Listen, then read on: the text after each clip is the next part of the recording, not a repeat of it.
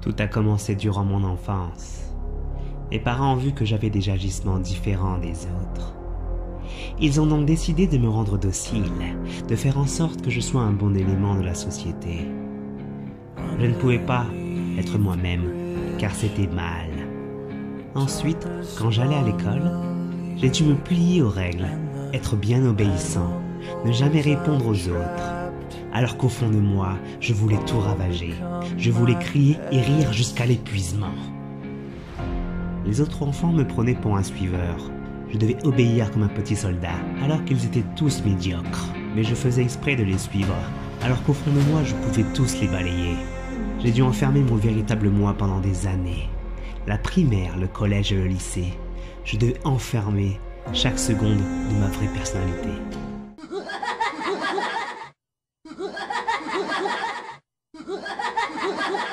Ayant eu 45 ans, je n'avais pas changé mes habitudes. J'étais toujours enfermé dans ce rôle de bon samaritain, alors que je savais qu'ils profitaient tous de moi. J'étais leur roue de secours. Le type sur qui on peut compter. Le perdant qui cherche un sens à sa vie. À mon travail, mes collègues et mon patron n'étaient pas tendres avec moi. J'étais le plus gentil et le plus serviable. Mais c'était toujours les pourris qui avaient des promotions, qui avaient toute l'attention des autres, tandis que moi, j'étais toujours au même poste pendant 20 ans. J'ai formé les nouveaux arrivants pendant des mois pour les voir tous devenir un par un mes supérieurs. Le jour où j'ai demandé à mon patron d'avoir un meilleur poste en rapport à mon ancienneté, j'ai subi des moqueries et une humiliation publique. Il avait fait venir les autres pour leur dire à voix haute ce que je voulais pour mon avenir dans cette société, et tous étaient pliés de rire. Puis au fond de moi, j'ai voulu sortir la bête. J'ai voulu leur montrer à tous qui j'étais vraiment. Mais j'ai préféré rire de moi avec eux.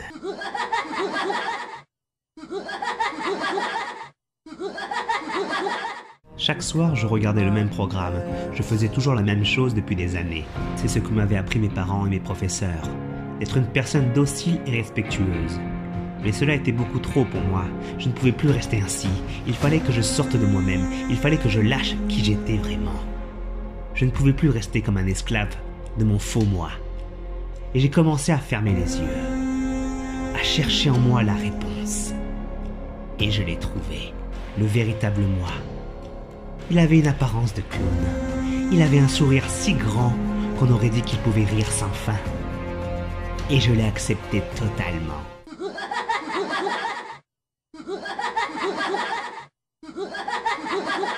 En me réveillant, j'étais plus cette personne médiocre. J'étais devenu le véritable moi. En allant à mon travail, j'avais plus cet air triste, mais j'avais le sourire. En arrivant à mon boulot, les collègues me regardaient étrangement. Et un d'eux me lança une pique pour se moquer de moi, et moi j'avais explosé de rire pendant 30 secondes. Et il était totalement paniqué. Il n'avait pas compris qui j'étais. Lui qui était habitué à voir un minable à la place. J'étais libre de tout. J'avais lâché prise pour devenir moi-même. Mon patron qui avait assisté à toute la scène me convoqua dans son bureau. J'étais tout souriant. Il voulait savoir ce qui m'arrivait. Et je rigolais encore et encore. Puis je lui ai dit que j'étais devenu une autre chose. Et que je voulais sa place tout de suite. Il rigola et je rigolais plus fort que lui. Il commençait à crier et moi je commençais à parler plus fort que lui en disant que je voulais son poste. Et ensuite je terminais en criant que je voulais partir de ce boulot minable qui m'apportait rien.